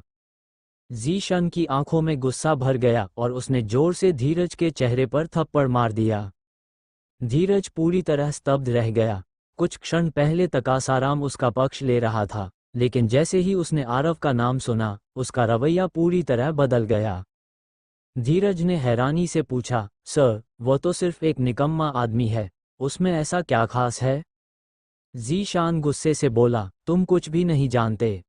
फिर उसने कहा, वह लड़का सच में निकम्मा है, लेकिन किसी तरह उसके पास ग्रैंड एल्डर का टोकन है। आज तुम पूरी तरह उसके जाल में फंस गए। उसके पास इमॉर्टल क्रिस्टल्स नहीं हैं, लेकिन उसके पास ऐसा टोकन है जिससे ऐसा लगता है जैसे खुद ग्रैंड एल्डर मौजूद हों। स्पिरिट मेडिसिन हॉल में उसे कुछ भी खरीदने के लिए पैसे देने की जरूरत नहीं पड़ती। आज तुमने 560,000 इमॉर्टल क्रिस्टल्स गनवाए। अगर रकम 5-6 मिलियन या 56 मिलियन भी होती तो भी तुम हार ही जाते। तुम शुरू से ही उसके सामने जीत नहीं सकते थे। ये सुनते ही धीरज को सब समझ में आ गया। उसे याद आया कि स्पिरिट मेडिसिन हॉल के मुख्य प्रबंधक ने स्टोरेज रिंग देखते ही अपना व्यवहार क्यों बदल लिया था। वह इसलिए नहीं था कि आरव के पास पैसा था, बल्कि इसलिए कि उसके पास ग्रैंड एल्डर का टोकन था। इसका मतलब ये था कि वह शुरू से ही आरव के खेल में फंसा हुआ था। धीरज दांत पीसते हुए बोला, वह कमीना, उसने मुझे चालाकी से फंसा लिया। 560,000 लो ग्रेड इमॉर्टल क्रिस्टल्स का नुकसान सोचकर उसका दिल दुख से भर गया। ज़ीशान ने गंभीर स्वर में कहा, मैं तुम्हें सलाह देता हूं कि बदला लेने का विचार छोड़ दो। उसके पास ग्रैंड एल्डर का टोकन है, तुम उससे उलझ नहीं सकते। धीरज की आंखें लाल हो गईं।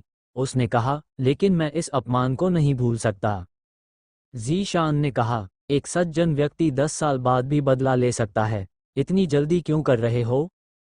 फिर उसने समझाया, ग्रैंड एल्डर का टोकन किसी को हमेशा के लिए नहीं दिया जाता। मुझे लगता है कि उन्होंने उसे स्पिरिट मेडिसिन हॉल से जड़ी बूटियां लेने के लिए दिया है और जल्द ही वापस ले लेंगे। जब उसके पास वह टोकन नहीं रहेगा, तब वह फिर वही पुराना निकम्मा होगा। उस समय तुम चाहो तो उससे बदला ले सकते हो। फिर उसका चेहरा गंभीर हो गया, लेकिन उससे पहले कोई मूर्खता मत करना, नहीं तो कोई भी तुम्हें बचा नहीं सकेगा। धीरज ने सिर हिलाया और किसी तरह अपने गुस्से को दबा लिया। उधर आरव अपने छोटे से आंगन में लौट आया। जीनत ने पूछा, तुमने उस आदमी के साथ क्या किया? आरव मुस्कुराया और बोला, कुछ खास नहीं, बस उसे पूरे फ्लोइंग लाइट स्वॉर्ड सेक्ट में मशहूर कर दिया। फिर वो अपने कमरे में गया और जीनत से कहा कि वह बाहर पहरा दे। इसके बाद उसने पिल रिफाइनिंग शुरू की। इस बार स्पिरिट मेडिसिन हॉल से वह बहुत सारी स्पिरिचुअल हर्ब्स लेकर आया था। हालांकि रिजुविनेशन पिल के लिए सामग्री अभी पूरी नहीं हुई थी, इसलिए उसने पहले पर्पल पिल बनाने का फैसला किया। पर्पल पिल इमॉर्टल पिल्स में सबसे निम्न कैटेगरी की पिल थी और इसे फर्स्ट ग्रेड पिल माना जाता था। फिर भी यह आरव का इमॉर्टल रेल्म में पहली बार पिल रिफाइनिंग करना था, इसलिए उसे सावधान रहना था। वो जमीन पर पद्मासन में बैठ गया और एंशंट मेडिकल सेक्ट की एल्केमी टेक्निक को मन ही मन कई बार दोहराया। इसके बाद उसने पर्पल फ्लेम्स प्रज्वलित की और एक एक करके स्पिरिचुअल हर्ब्स को फर्नेस में डालना शुरू किया। करीब 15 मिनट बाद अचानक जोरदार धमाका हुआ और फर्नेस से काली राख बाहर निकल गई। आरव ने हल्का सिर हिलाया।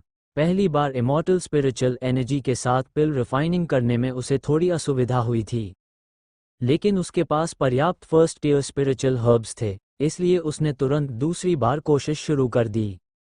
करीब आधे घंटे बाद कमरे में गहरी औषधीय सुगंध फैल गई।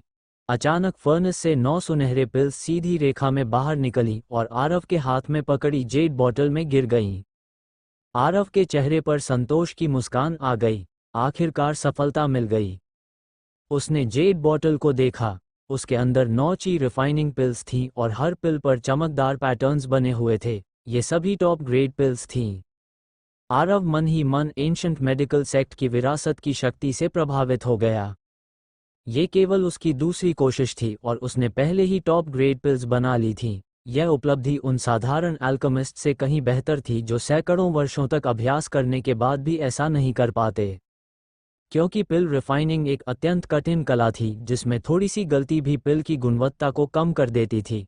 कई अल्केमिस्ट्स अपने पूरे जीवन में एक भी टॉप ग्रेड पिल नहीं बना पाते थे। पहला बैच सफलतापूर्वक तैयार हो जाने के बाद आरव के पास अभी भी कुछ जड़ी बूटियां बची हुई थीं, इसलिए उसने तुरंत दूसरा बैच भी बनाना शुरू कर दिया। पहली बार का अनुभव मिल जाने के कारण दूसरी बार प्रक्रिया बहुत तेज हो गई और सब कुछ बेहद सहजता से हुआ। इस बार असफल होने का कोई जोखिम ही नहीं था। जब वो कमरे से बाहर निकला तब उसके पास कुल 18 टॉप ग्रेड ची रिफाइनिंग पिल्स थीं। जीनत तुरंत उसके पास आई और चिंतित स्वर में पूछने लगी, आरव कैसा रहा, क्या पिल रिफाइनिंग सफल रही? हालांकि उसे आरव की चिकित्सा क्षमता पर भरोसा था, फिर भी पिल रिफाइनिंग बेहद कठिन प्रक्रिया थी और असफल होना सामान्य बात मानी जाती थी। आरव मुस्कुराया और बोला, बिल्कुल सफल हुई। आखिर मैं इमॉर्टल हीलर हूँ। उसने कलाई घुमाई और उसकी हथेली में एक सुनहरी पिल प्रकट हो गई। इसे लो और देखो इसका असर कैसा है। जीनत ने बिना किसी झिझक के पिल ले ली और तुरंत उसे मुंह में डाल लिया। उसके बाद वह वहीं पद्मासन लगाकर साधना करने बैठ गई। पर्पल पिल मूल रूप से वॉइड इमॉर्टल रेल्म के कल्टिवेटर्स के लिए बनाई जाती थी और आरव द्वारा बनाई गई पिल तो सर्वोच्च गुणवत्ता की थी, इसलिए उसका प्रभाव अत्यंत शक्तिशाली था। करीब 1 घंटे बाद जीनत के शरीर से निकलती आभा अचानक फिर से प्रबल हो गई। उसकी साधना तेजी से बढ़ी और वह वॉइड इमॉर्टल रेल्म के लेट स्टेज से सीधे पीक तक पहुंच गई। कुछ देर बाद उसने आंखें खोली और उत्साहित होकर बोली, आरव मैं सफल हो गई। हालांकि जीनत स्वभाव से घमंडी और ठंडी प्रकृति की थी, लेकिन इतनी तेजी से साधना बढ़ने पर उत्साहित होना स्वाभाविक था। आखिर केवल 7-8 दिनों में वह वॉइड इमॉर्टल रेल्म के पीक तक पहुंच गई थी। आरव ने कहा, जल्दी मत करो, तुम्हारी नींव अभी पूरी तरह स्थिर नहीं है, मैं तुम्हारी रेल्म को स्थिर करने में मदद करता हूँ। इतना कहकर उसने जीनत को उठाया और उसे गोद में लेकर सीधे शयन कक्ष में चला गया। जल्द ही दोनों ने फिर से अपनी कठिन साधना शुरू कर दी। रेड पीक पर ग्रैंड एल्डर पलक के कमरे में बैठी थी। अचानक उसका चेहरा लाल हो गया और वह झेंपते हुए बोली, वह बदमाश दिन दहाड़े फिर वही काम कर रहा है। इस समय आरव का डुअल कल्टिवेशन करना वास्तव में एक योजना का हिस्सा था। उसे लगभग पूरा विश्वास था कि पलक उसे दूर से देख रही है। उसे ठीक नहीं पता था कि पलक की साधना कितनी ऊंची है, लेकिन वह जानता था कि उसके सामने उसकी शक्ति बिल्कुल नगण्य है। इसलिए उसके लिए दूर से देख पाना बिल्कुल संभव था। इसी कारण वह अपनी साधना बढ़ाने के लिए पर्पल पिल का उपयोग करना चाहता था, लेकिन वह ड्रैगन किंग पैलेस में छिपकर साधना नहीं कर सकता था और न ही खुलेआम साधना कर सकता था। अगर उसकी असली साधना सामने आ जाती, तो उसकी अब तक की सारी मेहनत बेकार हो जाती।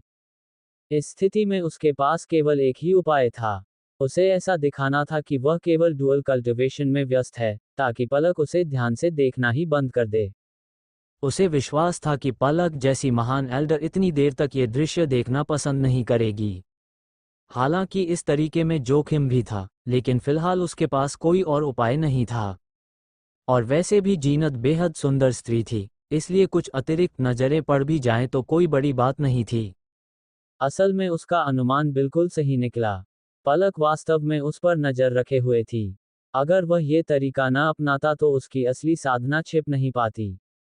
उधर आरव डुअल कल्टिवेशन टेक्निक का उपयोग कर रहा था। वह अपने इमॉर्टल एसेंस को दोनों के शरीरों में प्रवाहित कर रहा था ताकि जीनत की नई प्राप्त साधना पूरी तरह स्थिर हो सके। इसके बाद उसने खुद भी एक ची रिफाइनिंग पिल मुंह में डाल ली। तुरंत उसके शरीर के भीतर इमॉर्टल एनर्जी उफान मारने लगी और तेजी से बढ़ने लगी। उसने अपनी ऊर्जा को नियंत्रित करते हुए वॉइड इमॉर्टल रेल्म के पीक पर हमला शुरू किया। लेकिन जल्द ही उसे एहसास हुआ कि एक पिल का प्रभाव उसके लिए बहुत कम है। उसकी इमॉर्टल एसेंस थोड़ी ही बढ़ी और वह अभी भी ब्रेक थ्रू से काफी दूर था। उसने सिर हिलाते हुए कहा, यह केओस इमॉर्टल टेक्निक सच में बहुत लालची है। लेकिन वह निराश नहीं हुआ। उसने एक के बाद एक ची रिफाइनिंग पिल्स खाना शुरू कर दिया। 1, 2, 5, 7 लगातार 10 ची रिफाइनिंग पिल्स खाने के बाद अचानक उसके मन में हल्की सी टूटने की आवाज गूंजी। उसके शरीर की इमॉर्टल एनर्जी अचानक विस्फोट की तरह ऊपर उठी और उसने वॉइड इमॉर्टल रेल्म के लेट स्टेज की सीमा को तोड़कर सीधे पीक तक पहुंच हासिल कर ली। क्योंकि वह पहले से तैयार था और अपनी साधना को नियंत्रित कर रहा था, इसलिए बाहर कोई बड़ा हंगामा नहीं हुआ। जीनत के साथ डुअल कल्टिवेशन के कारण सब कुछ पूरी तरह शांत और गुप्त रूप से हो गया। आरव ने संतोष से कहा, आखिरकार सफलता मिल गई। हालांकि इसमें काफी पिल्स खर्च हो गई थीं, लेकिन वह बहुत खुश था क्योंकि उसकी साधना एक और स्तर पर पहुंच गई थी। दोनों ने कुछ समय तक अपनी नई शक्ति को स्थिर किया और फिर कपड़े पहनकर कमरे से बाहर निकल आए। अपनी शक्ति महसूस करते हुए जीनत को ऐसा लग रहा था जैसे वह सपना देख रही हो। पहले कल्टिवेशन वर्ल्ड में भी उसकी साधना इतनी तेजी से कभी नहीं बढ़ी थी। केवल कुछ ही दिनों में वह वॉइड इमॉर्टल रेल्म के पीक तक पहुंच गई थी। अगर वह एक और कदम आगे बढ़ती तो शायद उसे हेवनली ट्रिब्यूलेशन का सामना करना पड़ता। इमॉर्टल रेल्म में नियम अलग थे। हर नए रेल्म में प्रवेश करते समय हेवनली ट्रिब्यूलेशन से गुजरना पड़ता था। आरव ने कहा, चलो इस सफलता का जश्न मनाते हैं। इतना कहकर उसने आंगन में आग जलाई और बचे हुए स्पिरिट बीस्ट्स को भूनने की तैयारी करने लगा। आखिर स्टोरेज रिंग में रखने से उनका स्वाद खराब नहीं होता था। लेकिन जैसे ही सब तैयार हुआ, जैस्मिन तेजी से बाहर से अंदर आए। आरव हंसते हुए बोला, तुम्हारी नाक तो बहुत तेज है। मैंने अभी खाना बनाना शुरू भी नहीं किया और तुम आ गई। क्या तुम्हें मेरे बारबेक्यू की लत लग गई है? लेकिन आज जैस्मिन का चेहरा बहुत गंभीर था। उसने कहा, young master Aarav, grand Elder आपको बुला रही हैं। आरव थोड़ा चौंक गया। ग्रैंड एल्डर मुझे बुला रही हैं? हालांकि उसने उनके इलाज के लिए पिल बनाने का वादा किया था, लेकिन इतना समय भी नहीं हुआ था। उसे समझ नहीं आया कि इतनी जल्दी क्यों बुलाया गया है। जैस्मिन ने सिर हिलाया। हाँ, आपको अभी तुरंत चलना होगा। आरव ने आह भरी और अभी जलाई हुई आग बुझा दी। फिर वह जैस्मिन के साथ रेड पीक की ओर चल पड़ा। रास्ते में उसने पूछा, फेरी जैस्मिन, क्या तुम्हें पता है कि ग्रैंड एल्डर इतनी जल्दी मुझे क्यों बुला रही हैं? जैस्मिन का शरीर अब भी आकर्षक और प्यारी था, लेकिन आरव ने उसकी ओर ज्यादा देखने की हिम्मत नहीं की। उसे लगभग यकीन था कि पलक उस पर नजर रख रही होगी। अगर वह अभी जैस्मिन के साथ मजाक करता, तो अंदर पहुंचने के बाद बड़ी मुसीबत हो सकती थी। जैस्मिन ने कहा, मुझे नहीं पता ग्रैंड एल्डर क्या चाहती हैं। हम नौकरानियां ऐसे मामलों का अंदाजा नहीं लगा सकती। फिर थोड़ी देर रुककर उसने धीरे से कहा, लेकिन मुझे लगता है कि ग्रैंड एल्डर बहुत गुस्से में हैं। आपको सावधान रहना चाहिए। आरव ने सिर हिलाया। ये जानकारी देना वास्तव में जैस्मिन की ईमानदारी दिखाता था। इसके बाद वह चुप हो गया और उसके पीछे पीछे चलता रहा, जबकि उसका दिमाग तेजी से सोचने लगा। ग्रैंड एल्डर गुस्से में क्यों है? क्या यह मेरे कारण है? लेकिन ऐसा नहीं होना चाहिए। उसने तो पूरी मेहनत से उनके लिए जड़ी बूटियां खोजी थीं। अगर स्पिरिट मेडिसिन हॉल में वह हर्ब नहीं थी, तो इसमें उसकी क्या गलती थी? फिर क्या वजह हो सकती है? क्या उन्हें पता चल गया कि मैं अल्केमिस्ट हूँ? लेकिन ये भी अजीब है। मैंने तो पहले ही कहा था कि मैं उनके लिए दवा बनाऊंगा। उन्हें इसका अंदाजा होना चाहिए। तो आखिर कारण क्या है?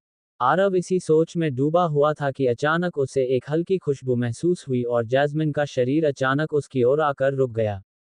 अरे! तभी उसे एहसास हुआ कि जैस्मिन फिर से अचानक रुक गई है। पिछली बार जैसा ही दृश्य फिर से दोहराया जा रहा था। आरव ने तुरंत हाथ बढ़ाकर संतुलन बनाने की कोशिश की और उसके हाथ फिर से उसी परिचित जगह पर जा लगे।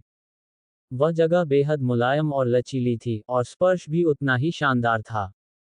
आह! जैस्मिन के मुंह से हल्की सी आवाज निकली, लेकिन वह बहुत धीमी और दबे स्वर में थी। वो तुरंत मुड़ी, उसके गाल इतने लाल हो गए थे मानो अभी खून निकल आएगा। उसके चेहरे पर गहरी शर्म झलक रही थी। उसने धीमी आवाज में पूछा, यंग मास्टर आरव, आप क्या कर रहे हैं? लगातार दूसरी बार उसके नितंब को छू लिया गया था। वह खुद भी समझ नहीं पा रही थी कि उसे कैसा महसूस हो रहा है। उसे ज्यादा गुस्सा नहीं आ रहा था, बल्कि शर्म और एक अजीब सी अस्पष्ट भावना उसके मन में उठ रही थी। आरव तुरंत संभल गया। पिछली बार का अनुभव होने के कारण उसने खुद को बहुत जल्दी शांत कर लिया और गंभीर चेहरा बनाए रखा। ये सच में एक दुर्घटना थी। उसने तुरंत कहा, मैं बस ये जांच रहा था कि आपकी टांग पूरी तरह ठीक हुई या नहीं। उसी में थोड़ा ध्यान भटक गया और गलती से आपको छू लिया। कृपया मुझे माफ कर दीजिए, फेरी। फिर उसने हल्की सांस ली और बोला, आखिर मैं डॉक्टर हूँ। ये सब तो मेरे काम का हिस्सा है। इतने सालों में मैं इसकी आदत डाल चुका हूँ। जैस्मिन की प्यारी देह हल्के हल्के कांप रही थी। साफ दिखाई दे रहा था कि वह अभी भी काफी घबराई हुई थी, लेकिन उसने खुद को काफी हद तक नियंत्रित कर लिया। उसने पूछा, यंग मास्टर आरव, मेरी टांग का इलाज कैसा हुआ है? क्या दोबारा कोई समस्या हो सकती है? आरव ने कहा, अब सब ठीक हो चुका है। उसने उसकी लंबी, सीधी और जेड जैसी स्मूथ टांगों की ओर इशारा करते हुए कहा, मैं पूरी गारंटी देता हूं कि इस टांग में अब कोई समस्या नहीं होगी। इसके मेरिडियंस पूरी तरह ठीक हो चुके हैं। जैस्मिन ने अपने लाल होठों को हल्के से दांतों से काटा और अपनी बाईं टांग पर हाथ रखकर बोली, लेकिन यंग मास्टर आरव, उस दिन आपने मेरी इस टांग का इलाज किया था। आरव के मन में जैसे बिजली गिर गई। वह मन ही मन 1000 बार धत चिल्लाया। पिछले कुछ दिनों में वह इतना व्यस्त रहा था कि उसे याद ही नहीं रहा कि उसने उस दिन जैस्मिन की बाईं टांग का इलाज किया था या दाईं का। उसने तुरंत खुद को संभालते हुए कहा, माफ कीजिए फेरी। मैं थोड़ा घबरा गया था इसलिए गलत तरफ इशारा कर दिया। मेरा मतलब था कि यही टांग अब पूरी तरह ठीक है। उसकी प्रतिक्रिया काफी तेज थी और वह पूरी तरह झूठ भी नहीं बोल रहा था। आखिर पिछली बार के इलाज के बाद जैस्मिन की टांग सच में पूरी तरह ठीक हो चुकी थी। जैस्मिन ने सिर झुकाकर कहा, धन्यवाद यंग मास्टर आरव। वह ज्यादा सोचने की स्थिति में नहीं थी। अभी भी जो हुआ था उससे उसका दिल अभी भी तेजी से धड़क रहा था, इसलिए आरव का घबराकर गलती करना उसे स्वाभाविक लगा। फिर उसने कहा, यंग मास्टर आरव, कृपया थोड़ा इंतजार कीजिए। मैं जाकर ग्रैंड एल्डर को सूचना देती हूँ। इतना कहकर उसने गहरी सांस ली ताकि खुद को शांत कर सके और फिर ग्रैंड एल्डर के कक्ष की ओर चली गई। आरव ने अपने माथे पर हाथ मारा। सौभाग्य से उसने समय रहते स्थिति संभाल ली थी। उसकी नज़र फिर से जैस्मिन की प्यारी आकृति पर गई और उसे मानना पड़ा कि अभी जो स्पर्श हुआ था वह वास्तव में बहुत अच्छा था। कुछ ही देर बाद जैस्मिन वापस आई। उसका चेहरा अब भी थोड़ा शर्माया हुआ था। उसने कहा, यंग मास्टर आरव, एल्डर आपको अंदर बुला रही हैं। आरव के मन में तुरंत खतरे की घंटी बज गई। ऐसा लग रहा था कि यह एल्डर सच में बहुत गुस्से में है। लेकिन अब पीछे हटने का कोई रास्ता नहीं था। उसने दांत भींचे और कमरे के अंदर चला गया। कमरे के भीतर पलक शांत भाव से बीच में खड़ी थी। उसकी सुंदरता किसी बर्फ के कमल जैसी लग रही थी। लेकिन इस समय उसके शरीर से निकलती ठंडी आभा इतनी तीव्र थी कि कोई भी उसकी सुंदरता का आनंद लेने की हिम्मत नहीं कर सकता था। आरव साफ महसूस कर सकता था कि वह बहुत गुस्से में है, लेकिन उसमें हत्या की भावना नहीं थी। इससे उसका दिल थोड़ा शांत हो गया। वह तुरंत झुककर बोला, डिसाइपल एल्डर को प्रणाम करता है। पलक ने ठंडे स्वर में कहा, तुम्हें मेरे सामने आने की हिम्मत कैसे हुई? फिर उसने सीधे पूछा, बताओ, किसने तुम्हें इतनी हिम्मत दी कि तुम मेरे ग्रैंड एल्डर टोकन का उपयोग करके मनमानी करो? आरव थोड़ा चौंक गया। उसे लगा था कि यह मामला खत्म हो चुका है, लेकिन अब फिर से उठाया जा रहा था। फिर भी उसने धैर्य से पूरी बात समझाई। डिसाइपल कभी भी मनमानी करने की हिम्मत नहीं करेगा। उस दिन मैंने केवल अपनी रक्षा के लिए टोकन का उपयोग किया था, वरना एनफोर्समेंट हॉल मुझे पकड़कर ले जाता और मैं एल्डर का इलाज भी नहीं कर पाता। उसने पूरी घटना फिर से विस्तार से बताई और अंत में कहा, मैं मजबूर था, वरना मुझे एनफोर्समेंट हॉल पकड़कर ले जाता। लेकिन पलक का चेहरा बर्फ जैसा ठंडा ही रहा। उसने कहा, उसे छोड़ो, मुझे बताओ आज क्या हुआ? तुमने मेरा टोकन इस्तेमाल करके किसी के साथ जुआ खेला और शर्त लगाई, क्या ये भी मेरी बीमारी का इलाज करने के लिए था? आरव थोड़ी शर्मिंदगी से हंस पड़ा। वह बस एक छोटी सी शर्त थी। उससे एल्डर के लिए दवा चुनने में कोई देरी नहीं हुई। पलक ने हाथ बढ़ाकर कहा, ठीक है, तो मेरी दवा कहाँ है? तुम्हारी रिजुविनेशन पिल कहाँ है? आरव थोड़ा असहज होकर बोला, अभी नहीं बनी है। रेजुवनेशन पिल का मुख्य इंग्रेडिएंट रेजुवनेशन ग्रास है, लेकिन स्पिरिट मेडिसिन हॉल में वह जड़ी बूटी नहीं मिली, इसलिए अभी पिल नहीं बन सकती। पलक की आंखों में गुस्सा चमक उठा। सच में, मेरी पिल नहीं बन सकी, लेकिन तुम्हारी पिल बन गई। वह बोली, मैंने तुम्हें टोकन इसलिए दिया था कि तुम मेरे लिए दवा लाओ, लेकिन तुमने उसका उपयोग दूसरों को धमकाने और अपने फायदे के लिए किया। मेरी दवा की तो एक झलक भी नहीं मिली, लेकिन जीनत तुम्हारी बनाई पिल्स खा चुकी है। अब क्या कहोगे? आरव तुरंत समझ गया कि पलक उस पर नजर रख रही थी, वरना उसे पर्पल पिल के बारे में कैसे पता चलता। उसने जल्दी से कहा, पर्पल पिल के लिए जो सामग्री मैंने इस्तेमाल की वह सब धीरज से जीती हुई जड़ी बूटियां थीं। मैंने एल्डर की जड़ी बूटियों का उपयोग नहीं किया। पलक ने व्यंग्य से कहा, तो तुम्हारा मतलब है कि इसका मुझसे कोई संबंध नहीं है? अगर मेरा टोकन तुम्हारे पास न होता तो क्या तुम धीरज को हरा सकते थे? अगर मैं तुम्हारे पीछे न होती तो क्या थर्ड पीक इतनी आसानी से हार मान लेता? आरव कुछ पल के लिए चुप हो गया। असल में ये सब ग्रैंड एल्डर के टोकन की वजह से ही संभव हुआ था। पलक ने कहा, अब मेरा टोकन वापस करो। उसने हाथ बढ़ाया और अचानक ग्रैंड एल्डर का टोकन आरव के स्टोरेज रिंग से निकलकर उसके हाथ में आ गया। आरव चौंक गया और उसके शरीर में ठंडा पसीना आ गया। उसने सोचा कि ग्रैंड एल्डर की शक्ति वास्तव में बहुत भयानक है। उसने सीधे स्टोरेज रिंग को भेद दिया। साथ ही वो खुश भी हुआ कि उसने टोकन ड्रैगन किंग पैलेस में नहीं रखा था, वरना उसके सीक्रेट स्पेस का राज खुल सकता था। पलक ने फिर पूछा, मेरी दवा कब तैयार होगी? मुझे एक निश्चित समय बताओ। आरव ने गंभीरता से कहा, एल्डर, अभी केवल रिजुवनेशन ग्रास की कमी है। जैसे ही वह मिल जाएगी, तुरंत पिल बना दी जाएगी। अगर 1 महीने में मिल जाती है तो 1 महीने में दवा तैयार होगी। अगर 3 महीने में मिलेगी तो 3 महीने लगेंगे। बिना जड़ी बूटियों के पिल बनाना संभव नहीं है। पलक का चेहरा और ठंडा हो गया। तो तुम्हारा मतलब है कि मेरी बीमारी ठीक ही नहीं हो सकती? आरव हैरान हो गया। नहीं, ऐसा नहीं है। वह बोला, जैसे ही रिजुवनेशन ग्रास मिल जाएगी, तुरंत रिजुवनेशन पिल बनाकर एल्डर को दे दी जाएगी और बीमारी तुरंत ठीक हो जाएगी। उसके अनुसार अगर ग्रैंड एल्डर चाहें तो पूरे फ्लोइंग लाइट स्वॉर्ड सेक्ट को जड़ी बूटी खोजने के लिए भेज सकती थी। लेकिन पलक का जवाब उसकी उम्मीद से बिल्कुल अलग था। वह बोली, मैं तुम्हें 1 महीना देती हूँ। उस समय के भीतर तुम्हें रेजुवनेशन ग्रास ढूंढनी होगी। आरव का चेहरा तुरंत परेशान हो गया। मतलब, मुझे खुद जाकर ढूंढना होगा? पलक ने उसे घूरते हुए कहा, बकवास, तुम डॉक्टर हो। अगर तुम नहीं जाओगे तो क्या मैं जाकर ढूंढूं? आरव ने असहाय होकर कहा, लेकिन मेरी कल्टिवेशन लेवल बहुत कम है। पलक ने ठंडे स्वर में जवाब दिया, ये तुम्हारा मामला है, मेरा इससे क्या संबंध? आरव कुछ कहना चाहता था। असल में वह चाहता था कि पलक अपने लोगों को भेजकर जड़ी बूटी ढूंढवाए, लेकिन वह कुछ बोल पाता उससे पहले ही उसने साफ मना कर दिया। उसके मन में कड़वाहट भर गई। डॉक्टर होना कभी कभी सच में बहुत कठिन काम लगता था, लेकिन वह कुछ कर भी नहीं सकता था। आखिर किसी और के घर में रहकर सिर झुकाना ही पड़ता है।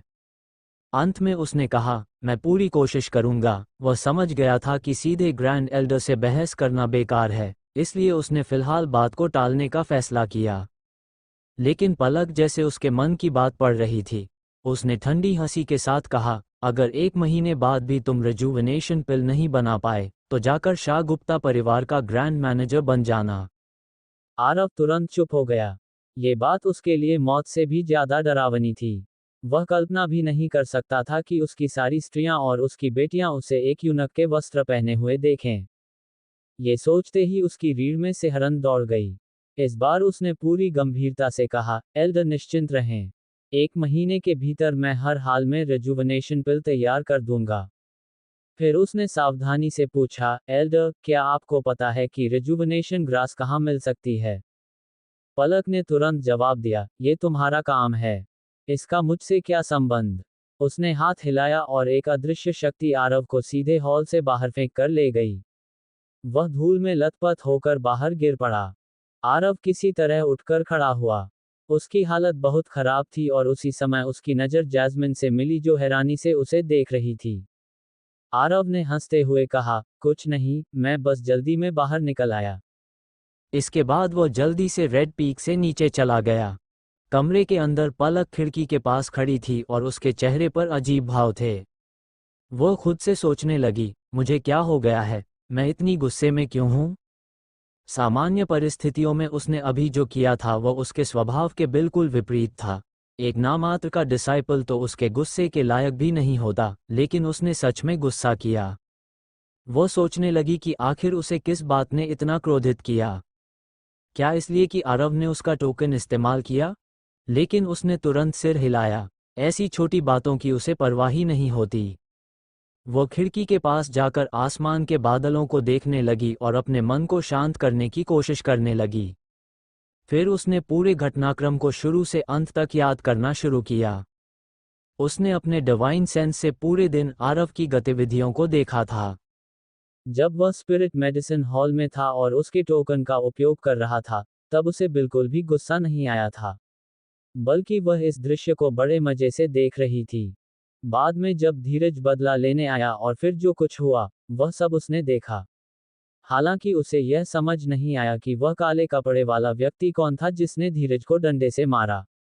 लेकिन वह उसके लिए भी महत्वहीन था। वॉइड इमॉर्टल रेल्म का एक छोटा सा कल्टिवेटर ग्रैंड एल्डर के लिए ध्यान देने लायक नहीं था। बाद में जब आरव अपने कमरे में गया और पिल रिफाइनिंग शुरू की, तब पलक वास्तव में हैरान हो गई थी। उसे उम्मीद नहीं थी कि यह युवक एल्केमी में इतना कुशल होगा। इससे ये भी साबित हो गया कि वह सच में उसकी बीमारी का इलाज कर सकता है। उस समय तक उसका मन बहुत शांत था, बल्कि वह थोड़ी खुश भी थी। उसे लग रहा था कि यह युवक वास्तव में अलग है। उसकी हर हरकत अप्रत्याशित होती थी और वह कभी नहीं जान पाती थी कि वह आगे क्या करेगा।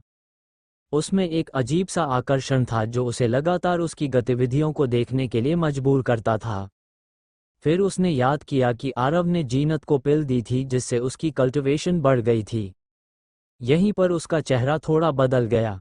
उसे महसूस हुआ कि शायद उसी क्षण से उसके भीतर गुस्सा पैदा होना शुरू हुआ था। वो सोचने लगी, मैं उस समय गुस्सा क्यों हुई? पलक कल्टीवेशन में तो एक महान प्रतिभा थी और अत्यंत बुद्धिमान भी, लेकिन दिल के मामलों में वह बिल्कुल अनुभवहीन थी। वह काफी देर तक सोचती रही, लेकिन उसे समझ नहीं आया कि आरव को जीनत की मदद करते देखकर उसे गुस्सा क्यों आया। अंत में उसने खुद को समझाया कि शायद इसलिए कि उसकी अपनी पिल अभी तक नहीं बनी थी, जबकि आरव ने दूसरों की पिल बना दी। लेकिन जब उसने आगे की घटनाएं याद की और आरव तथा जीनत को साथ में कल्टिवेशन करते देखा, तो उसका गुस्सा और बढ़ गया। वो सोचने लगी, आखिर क्यों? मैंने इससे पहले भी कई बार ऐसा दृश्य देखा है, लेकिन तब मुझे कोई खास प्रतिक्रिया नहीं हुई थी।